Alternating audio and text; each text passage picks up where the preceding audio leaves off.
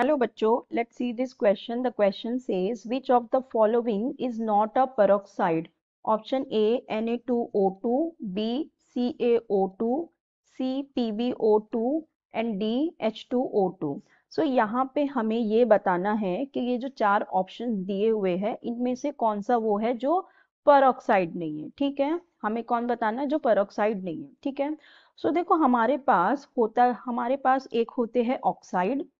ठीक है, oxide oxide क्या होते हैं जिसमें हमारा ऑक्सीजन -2 की ऑक्सीडेशन स्टेट में आता है इस तरह से। ठीक है, अगर हम बात करें पर ऑक्साइड की तो पर ऑक्साइड में क्या होता है कि ये होता है हमारा O2 होता है। ठीक है, और एक होता है हमारा सुपर ऑक्साइड, एक होता है हमारा सुपर ऑक्साइड जिसके अंदर जो ऑक्सीजन होता है ये क्या होता है, यहाँ पे होता है O2 होता है और -1 चार्ज में। ठीक है, सो हमें बताना है पेरोक्साइड। ठीक है, अब देखो हमारे पास जो पहला ऑप्शन दिया है, पहला ऑप्शन किसका दिया हुआ है, Na2O2 का दिया हुआ है। ठीक है, पहला ऑप्शन हमें दिया हुआ है Na2O2 का। तो अगर हम इसका स्ट्रक्चर देखें तो ये कुछ इस तरह से होगा। ठीक है, जैसा ऑक्साइड के ओपन बुक स्ट्रक्चर होता है ना, इस तरह से होगा। और यहाँ पे अगर हम ऑक्सीडेशन स्टेट चेक करेंगे तो यहाँ पे Na+1 होगा, +1 होगा, ये -1 होगा, ये -1 होगा। ठीक है, तो यहाँ पे हमें क्या मिलेगा, 2Na+1 की ऑक्सीडेशन स्टेट में मिलेगा और O2 ऑक्सीजन 2- में मिलेंगे। ठीक है, तो ये ऑक्साइड वाला दे रहा है ना, तो ये क्या हो जाएगा, ये पेरोक्साइड हो जाएगा।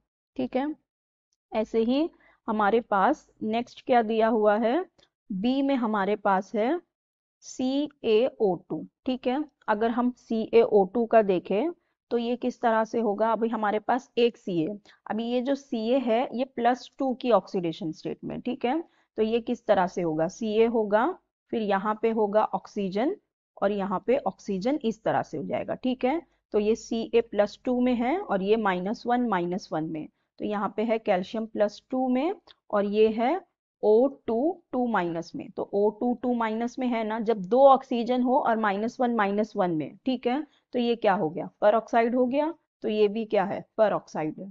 ठीक है, ये कैल्शियम का पर है। फिर जो हमारे पास नेक्स्ट दिया हुआ है सी में हमारे पास है PbO2।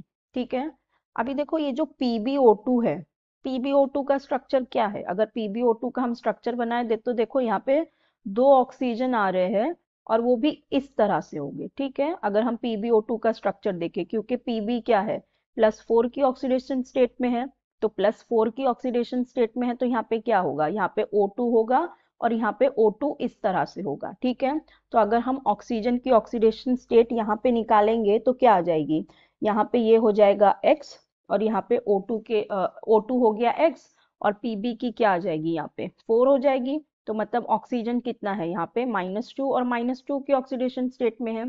ठीक है, तो यहाँ पे ये कितना हो जाएगा, ऑक्सीजन जो आएगा ये ऑक्सीजन Pb आएगा +4 में और ऑक्सीजन जो आएगा वो 2- में आएगा। ठीक है, सो यहाँ पे दो ऑक्सीजन है तो वो 2- में आएंगे। ठीक है, तो वो इस तरह से है, तो इसका मतलब ये क्या है, ये ऑक्साइड है, पर ऑक्साइड नहीं है, क्योंकि यहाँ पे O2- की स्टेट में है।